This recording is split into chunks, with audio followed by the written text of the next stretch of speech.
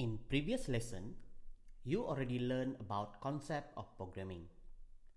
Now, let us dive more deeper about the programming language that we choose, which is Python.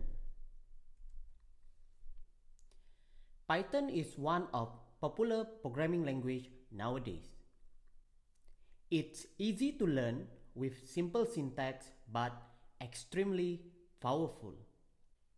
It is a popular tool used for complex computation in various fields, including data science, machine learning, engineering, econometric, and finance. It is also free and open source, with large and active community support in the internet. Python also used for general programming purposes, such as building web-based application, desktop application, and more. Python also used by numerous of giant companies such as Google and Netflix. Google used Python as one of their official server-side languages.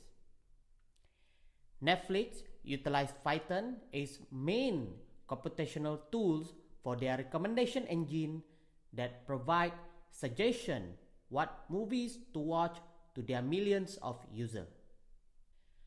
Other than that, there are many companies such as Spotify, Facebook, Reddit, Quora, and more apply Python as part of their development language for their product ecosystem.